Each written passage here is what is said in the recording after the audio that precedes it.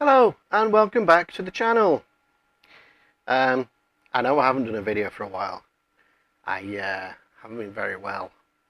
I won't go into details, but I think I could have printed myself a bucket. Yeah, anyway. I wanted to start this video by talking about the Kobra X.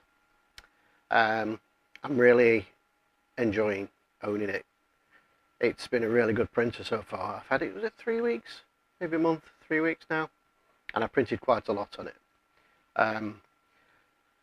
Do you remember in the last video I said I was going to do a speed comparison with the Kobra X and the X2D? Well, I printed,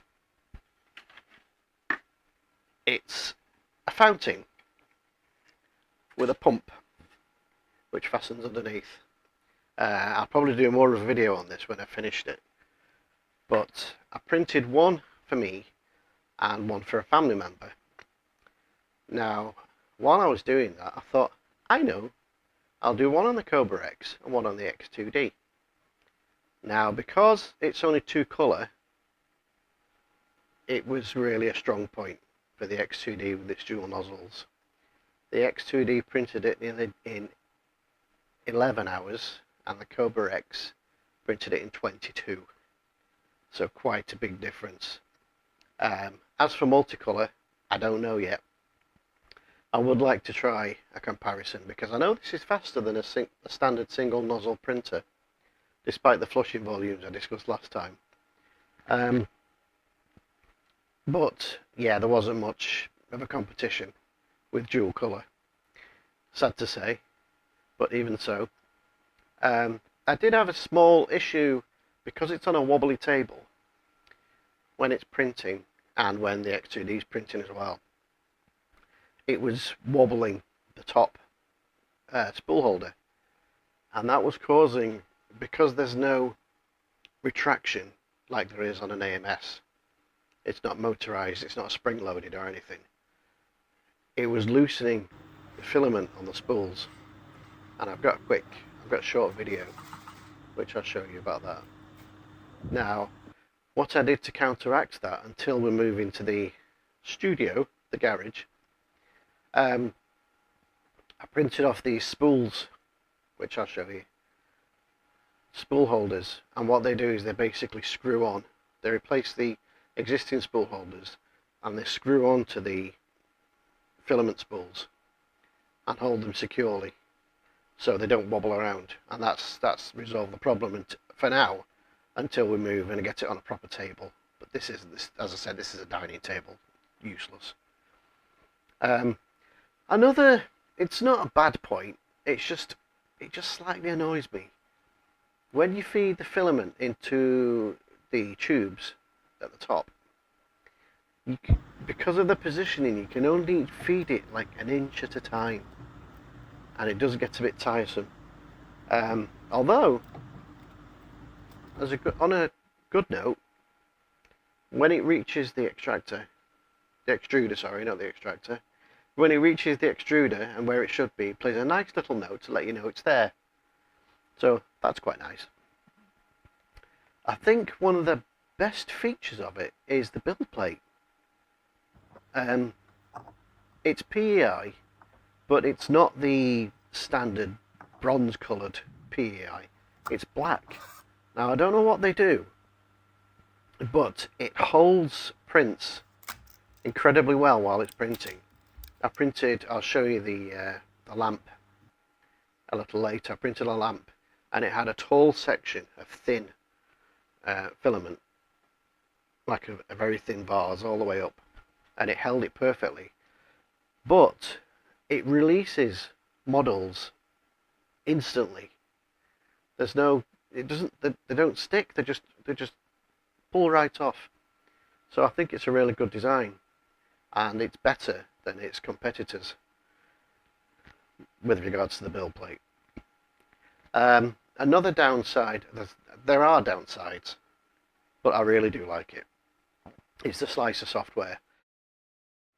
It's an older version of Orca Slicer. I'm not sure how many revisions, 2 or 3, older than the current version, and they're playing catch up with it. And with that in mind, there are some features which aren't there on the like there are on the newer versions, and I think it's a shame. I have tried using Orca slices, but I can't quite get the profiles right. It's giving errors on the profiles, so I've been plodding on with the software that you're supposed to download. Which also brings me on to Maker Online, which is Anycubic's online model repository, such as MakerWorld. It's okay. It's getting there. It's not as there aren't anywhere near as many models on there as there are on other sites, but it's good enough. I've tried. What I have to do if I want to take something from MakerWorld, I'll have to download the STL and then import it into the Slicer software, which the name has slipped my mind completely. I've been trying to think of it, I can't remember it. So I have to import them as STLs, but then I lose colour, so I have to recolor. I can't open the Bamboo 3MFs, it just gives all sorts of errors, which I probably could sort out, but it's easy just to colour them in. Now, I think that's all I want to talk about, so it's time for... What have I been printing this week? And this week, I've had extra time, and I printed quite a lot. As I said, there's the fountains,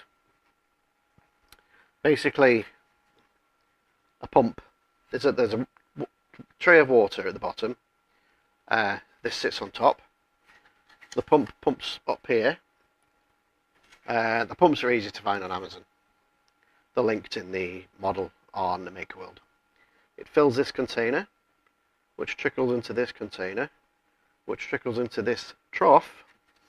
But as you can probably see, there are slots in the trough which feed it back into the trough underneath the water container, and it looks good when it's running.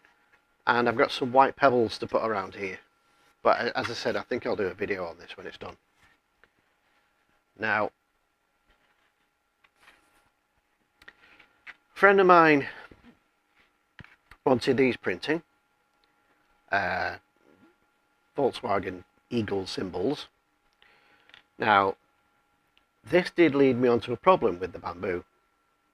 I'll show you a picture. What happened was the white model warped on the corners here.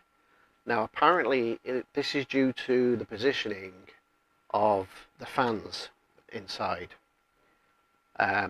So I found some deflectors which aim the airflow up slightly off the plate, and it didn't happen the second time around once I'd fitted them.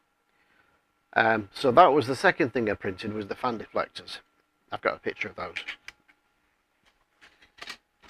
For my daughter, she found this on, actually this was on Maker Online, the Anycubic site.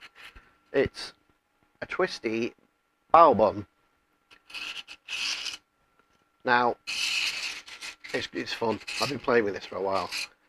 For some reason, she chose purple for a bao bun. I wouldn't eat a purple bao bun. Not recommended. But it's a good fun toy, and she seems to like it, and so do I. Now, next up, for my seafaring Irish friend, he wanted these. These are cardinal markers, apparently. Don't ask me what they're for. They're models of cardinal markers. Some seafaring thing. Now, I don't know what cardinal markers are. Feel free to mention in the comments if you do know what cardinal markers are. But they've made a good print. But one thing I wanted to show you. Do you remember last time I mentioned the glue that I bought? The German branded glue. And I said it doesn't leave white marks. Can you see that? It left white marks. But they were also on here. And they wipe off with a little bit of WD-40. So it's not the end of the world. And it's still really good glue. I'd still recommend it. But just don't spill it everywhere like I did. I think, is that all I've done? Oh no, I printed some pieces for the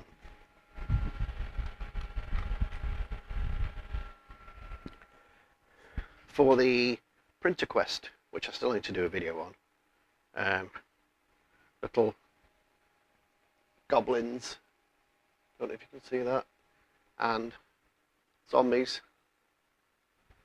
So that should be fun. Oh, hello. This is my dog. I don't think I've got anything else to talk about on that note. So I shall see you on the next video. Thanks for watching.